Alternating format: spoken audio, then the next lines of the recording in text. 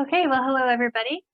Today we're going to be discussing databases, and the software programs are also known as CRMs or client or constituent relationship management programs. We deal with a lot of information in nonprofits, in any kind of business context, really, but in nonprofits, it's especially vital that we keep track of everything. So often we have just lists of things, uh, such as donors, vendors, volunteers.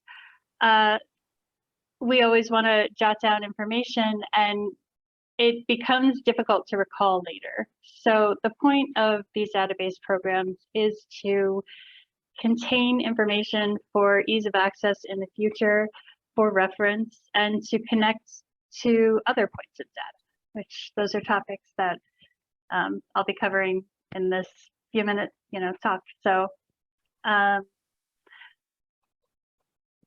we track data for different reasons. We need to keep track of our donors and our donations for due diligence, for accounting purposes. We want to know who, not just that money was given and amounts were given, but we want to know who has given money so that we can refer to who our supporters have been in the future. We want to know what vendors we have used before so that we can use them again or not use them again. And we want to know, who are the contacts at those vendors? What did they provide for us? When did they provide it? When are they available? We want to track our volunteers, not just the hours that they have been able to serve, but we want to know what is their capacity for service. We need to know their emergency contact information. We need to know, have they signed a release of liability while they're on our premises? Do they have a relevant background check if that is applicable? All of this information is vital, and it's, I think a lot of people, when they're getting started, or even when a new type of situation arises, we default to, oh, I'll just make a list of that information, so I'll have it in a list.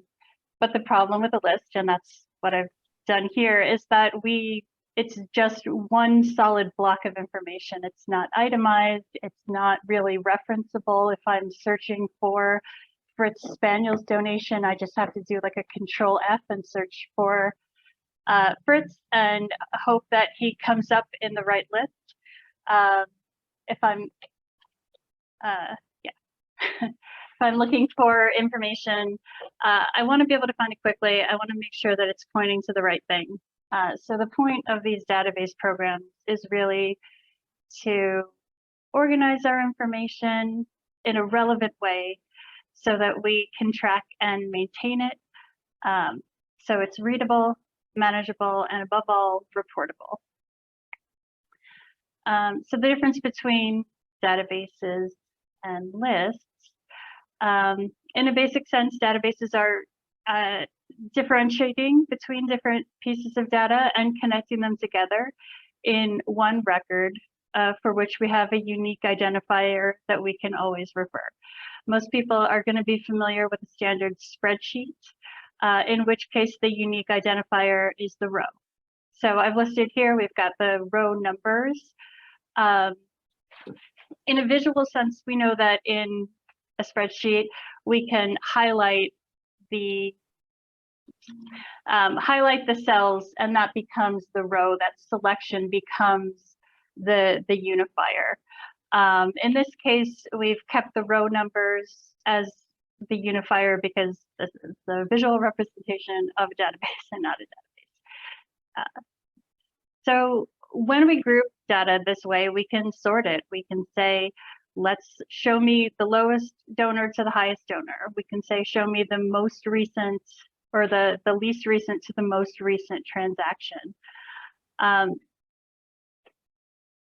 We can alphabetize it. We can sort it any which way, and it's all connected by its record identifier, which is obviously very useful. And then we can take that a step further. the point of a database program is that we're able to use these unique identifiers to connect objects. So we can say, if we have a person, then we have their contact information in one place. We can connect that to every transaction that they've made in another place.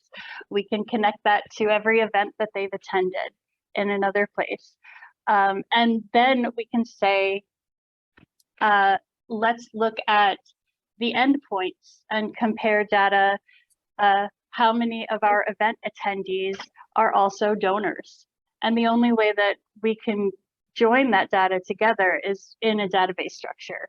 So this is a visual representation of a Salesforce database, where we have on the left side the accounts and on the right side the services. This happens to be SKC's database.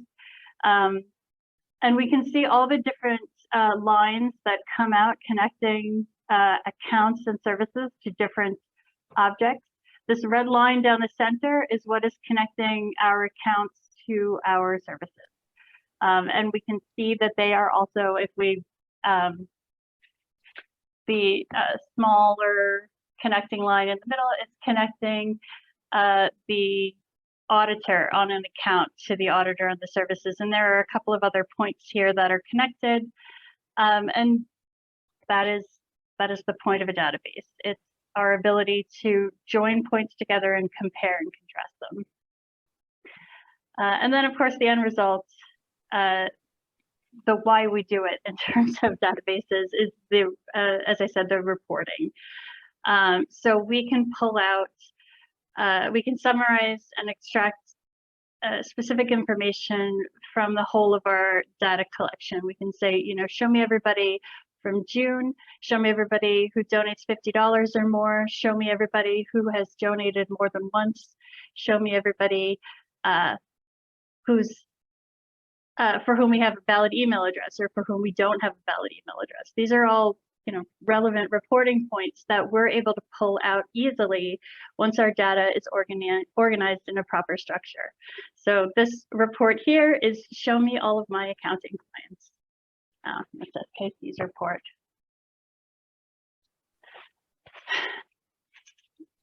We're able to, as we're able to summarize and extract our data, we're able to take it a step further and start to gain real insights into what we're looking at. So layering our reporting allows us to create unique views of our data that have a more meaningful impact than, you know, anything just a list. And there are a number of programs where you can generate these graphs and pictures. When we're doing presentations, people like to see graphs. They like to hear percentages. They like to know numbers. And any database program, even down to Excel, is going to be able to help you pull this data out. The more advanced ones, something like Salesforce, they're going to be able to not only help you extract this data, but generate these images, generate these graphs and visual data points that really help you convey your message of the work that you're doing, the impact that you're having.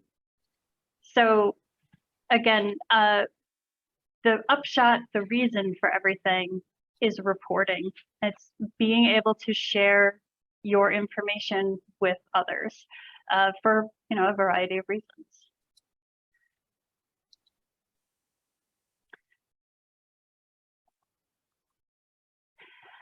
We've got a lot of options in database programs, and they do a lot of different things. In this list, we have everything from simple spreadsheets, Excel.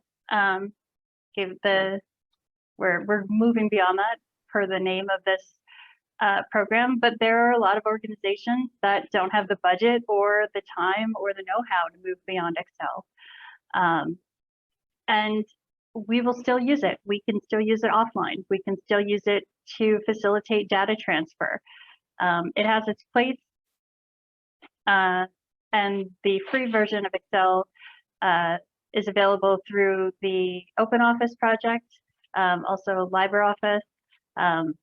Has a full Office suite, totally free. I think Google also free.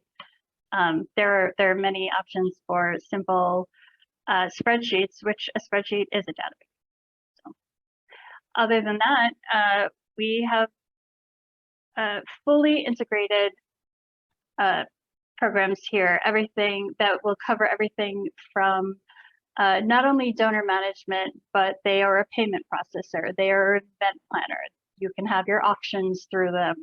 You can do your table assignments through them. Stuff like Classy. I don't have it on the list, but BidPal, which I know Melinda knows, or OneCause rather.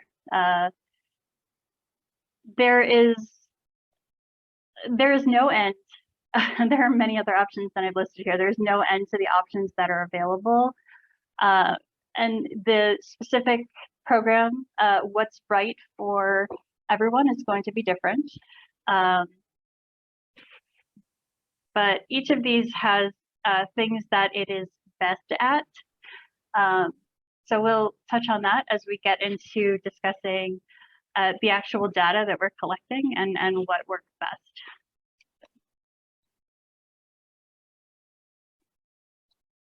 Okay, so what kind of data are we actually collecting here? Most obvious when it comes to nonprofit data collection is going to be information about our donors and about donations. Our donors are the individuals, families, organizations who help forward our mission with direct financial and material support. So it's not always money, sometimes it's in-kind gifts. And we want to make sure that we're choosing a platform that accommodates that because goods and services have as much value to organizations as money, in a lot of cases. So when we're collecting information, we want names, addresses, phone numbers, emails, basic contact stuff. We're also going to want to record information about the transaction. When it comes to donors, we're going to want to record, in many cases, interactions and outreach. For larger donors in particular, we are thinking about cultivating a relationship with them. And in order to do that, we need to record the steps that have been taken. We need to say, we had a conversation today about these concerns, about these possibilities, and we want to be able to revisit that. There are also, depending on an organization's particular development program, people sometimes want to record a capacity to give, special interests and circumstances. For example, if a donor is personally affected by your cause, we want to know that. Sometimes people are even recording information about specific assets. Lots of people do estate planning and do planning for what will happen to what they've accumulated when they're gone. And a lot of people want to pass that on to organizations who are doing good. So we want to make sure that when we're looking for donor management software, that we have the ability to capture that. We also want to make sure that things can be coded to accounting software in an easy and reasonable way. So when we talk about integrations, it's not just software integrations, it's that, but we want to make sure that we're creating a system where the various tools that we use all work together. So we might need to add custom information about how accounts are coded, or whether funds are restricted or unrestricted, or who the grant maker was, various things like that, when the grant reports are due. And finally, we have the integrations. there are a number of ways that we communicate with our donors and record information about our donors. I mentioned the accounting software. We also have mailing lists. A lot of people are using MailChimp or Constant Contact to manage communication with their donor bases. So we want to make sure, if applicable, that we're choosing an accounting software, or I'm sorry, pardon me, a database software that integrates with the things that we're already using. A lot of these database programs have payment processors built in. So we want to make sure that we're giving due consideration to that. It may be most cost effective to bundle these services together. It may be that they're not. So when we're considering all the things that we need to record about our donors and donations, these are the things that are on the list. Another big type of data that we want to record is about our constituents. These are the people that we serve, the people who are directly impacted by our programming. This is not going to apply to every organization, but for those organizations that are directly serving the public, we want to record that.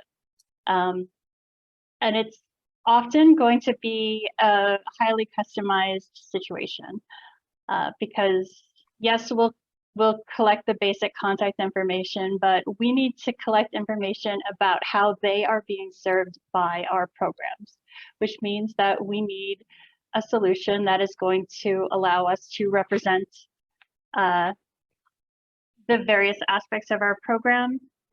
We want to know how people are participating within the programming, not just their attendance, but one-on-one meetings with them. Have they completed certain tasks? Every program is going to be different. So one of the better options for this is Salesforce.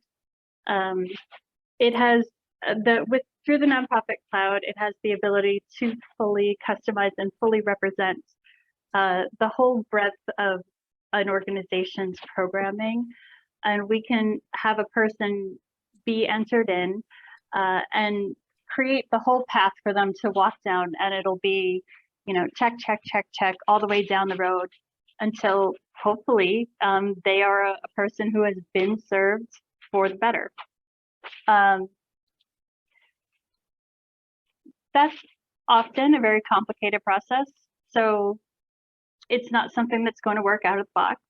And often when we're creating these programs, it requires an organization, or rather when we're customizing these programs, software programs, it requires an organization to take a hard look at their own programming and procedures. And doing something like this, undertaking a project like this, can allow an organization to really qualify what they are doing to set up the framework that they need that is going to be their standard moving forward. So in that sense, I think it's really worthwhile to take a further, deeper dive into updating the constituents' progress all the way through. It not only shows the work that's been completed for them, but it allows the organization to show the work that it completes as a whole.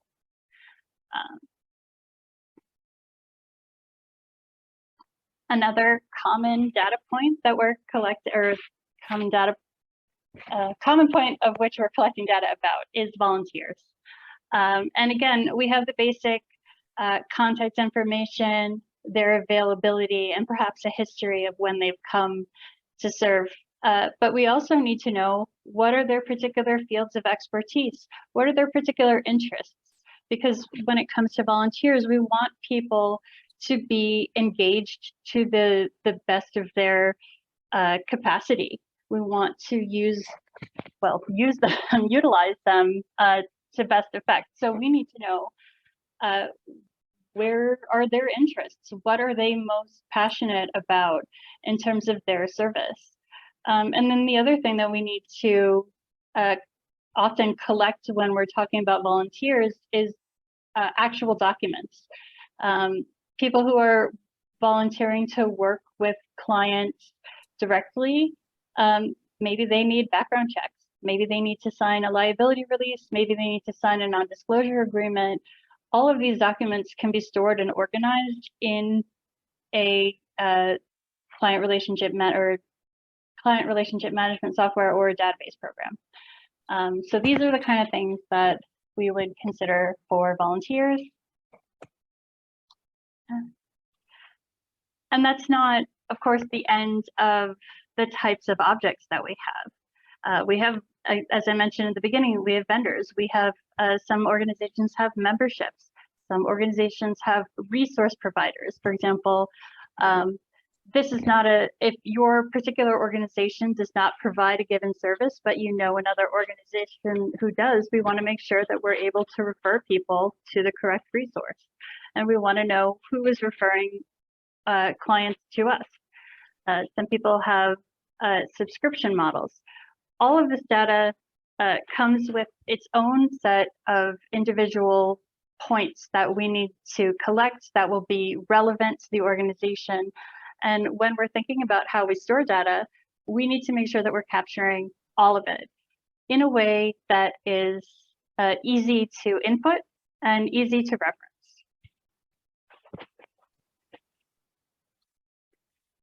And then I mentioned earlier how we have a sea of options. So how do we decide what is the best, what is going to be the best for us? Well, number one is going to be cost every time. I mean, that's the bottom line in almost every case, at least for Support Kansas City's clients. Operating expenses need to be kept low, and a database program is only going to be useful if it's cost effective. Accessibility is another point to consider. Most database programs at this point in time are cloud-based, meaning that you need to be connected to the internet to access your data. That is not always feasible. A lot of events happen outside where there is no Wi-Fi. We need to make sure that the database program that we're choosing is going to be able to download and be used offline. Or we need to make sure that all of the users that we have can gain access at the correct price point. So accessibility is something else to consider. Usability and layout. Database can be wonderfully useful, full of all sorts of intricate features, but if the staff is not able to understand what they're looking at when they open it, then it's not the right choice. Integrations. I'm talking about third-party software. QuickBooks is a common one. MailChimp, MobileCause, payment, various payment providers, various other services that your organization is using. Ideally, we want to make sure that they are going to integrate with your database program. Another thing to strongly consider is support for the database. There are some database programs that have a tiered support structure where if you have a problem, they'll get back to you within 48 hours. And for a lot of people, when they have a problem, that is not sufficient. So that becomes something that needs to be considered when we're thinking about what database to choose or what database to pivot to. Another thing is that we need to make sure that the program that we're choosing is actually solving problems. So there are a lot of databases out there, a lot of client relationship management programs out there, and they have a lot of features.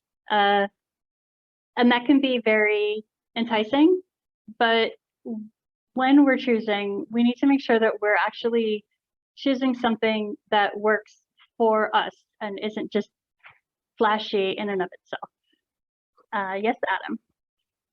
This might be too broad of a question, but like, is there in your opinion, is there like a one-trick pony database that works for like the majority of organizations, or is it more nuanced than that? I think it's more nuanced than that. I would say that there are a couple that have the capacity to do it all, but there always there's always something. So, for example, Salesforce is fully customizable, but you need to hire someone to customize it, and it's complicated. And it doesn't necessarily integrate with everything out of the box. A lot of them are, or rather, it doesn't do that for free.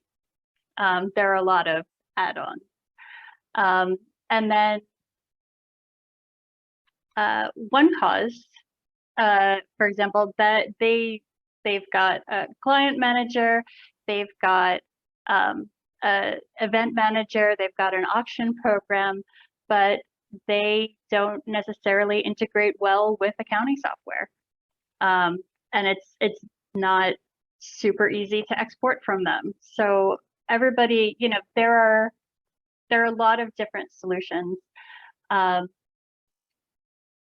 Classy is another one.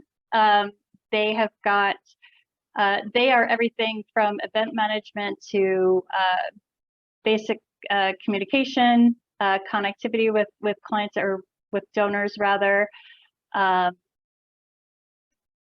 But they are not for, they don't really do anything in terms of programming. They are, it's mainly built around donor management. So if you are looking for something to store information about your constituents, they're not for you. And that is true of every action as well, which is, it's rather, pardon me, they are similar in that they do a lot, especially around communication. They have a strong capacity to engage on issues, but if you're looking to track information about people who are being served by your organization versus those who are passionate about the service of your organization, it's not going to be the right solution. So in terms of one program with the capacity to do it all, if you have the time and money to customize it, it's probably going to be Salesforce. But, again, that's not going to be for everybody. So did that answer your question? Yeah, basically. Thank you. Sure. Yeah, the final point here is that when you're choosing a software, you need to choose something that meets your needs specifically. A lot of these softwares are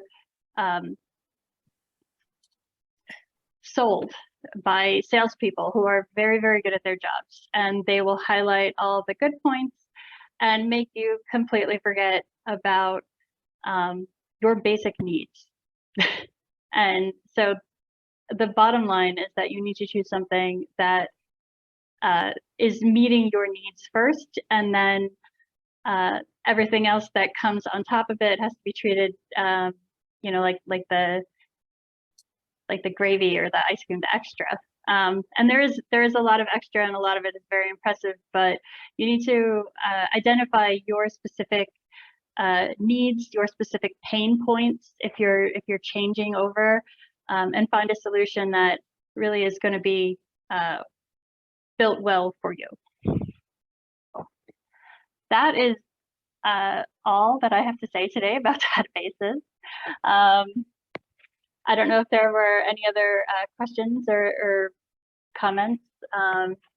The ones that Support Kansas City works primarily with are Salesforce, Little Green Light. We do work with Bloomerang, Razor's Edge. Every Action, OneCause. But there are more beyond what we do. And then when we integrate some of the newer payment provider databases, which they are basically a payment provider first, but they provide a lot of support for managing your payees, there are just vastly many different programs and options out there available. So hopefully what I've done today, if you've gotten this far, is giving you some insight on things to consider when you're making your decision. I would say that everybody needs to be using something. Everybody who's tracking data needs to be, using some kind of software program to track it, just for basic due diligence reasons. We need to have a record of things, an easily searchable record of things. But hopefully, if you're choosing to go beyond your basic spreadsheets, we've provided some good tips for success today. And then summarizing here, this is me, I'm Megan Moores. Here's my email address, my phone number and extension. And these are some of the services that Support Kansas City's database management department is providing. Database management and administration, data entry, gift acknowledgement. We help with reporting, both pulling reports and creating customized report templates. These third-party integrations, custom build-outs, consulting and recommendations, and we are always available for troubleshooting. If you're having issues and something's not working correctly, by all means reach out, and we can respond pretty promptly. So, any other questions for me about databases today? I did have one more question.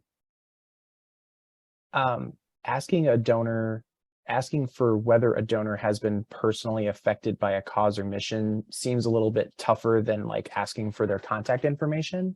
Mm-hmm. So what are some ways, or can you talk about how organizations can gather those like softer, more vague data points? Sure.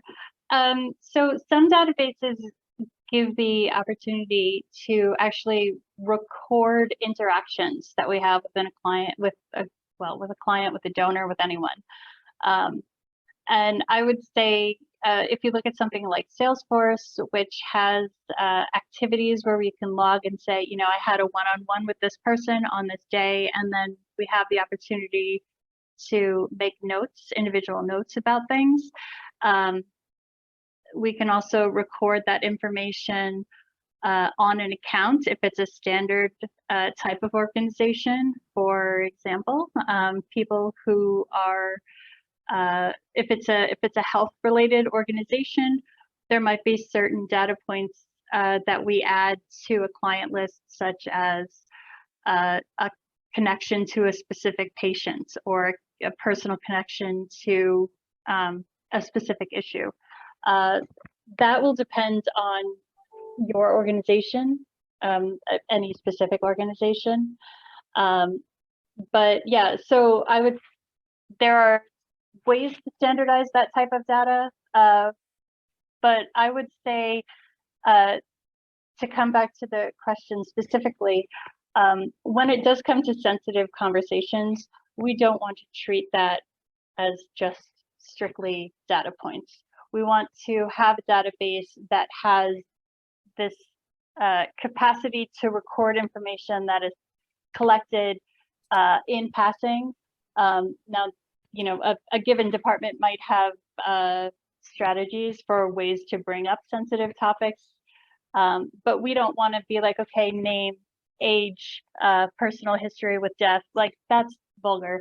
So there is space in many programs to add custom fields and custom information, but the way that is treated with sensitivity would be specific to every given organization.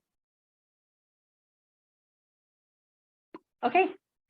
Well, I really appreciate everybody's There's time a question today. in the chat. Oh no. From Melinda. In Salesforce, describe when you would use activities versus chatter. Absolutely. So activities are they're basically searchable objects that can be reported upon. You can say, show me everybody that I had a formal call with, a one-on-one meeting with. Chatter is the ability for users of the database to talk among themselves. So you could make a note going back to this topic of sensitive subjects, you could make a note in the chatter saying, I had a sensitive conversation with this person. Here are, the rough edges of that, so that other users who are visiting that file can treat it with the appropriate sensitivity. That's not necessarily something that we are ever going to run a report on. We're not going to say, show me all the clients with, X sensitive issue. So yeah, chatter is for discussions among users of the database in Salesforce, whereas activities are a quantifiable thing that we can run reports on. Did that cover it for you, Melinda? Okay. Well, I want to thank everybody for joining us today. This recorded presentation and the slide deck will be shared out later this week. Please take a moment to complete the evaluation that will pop up on your screen. And our next session is going to be on Tuesday, August 9th at 1 p.m. And the topic will be Understanding Your Form 990. And that will be presented by Kendall Sir, SKC's 990 coordinator. So we hope that you will join us then and have a wonderful rest of your day.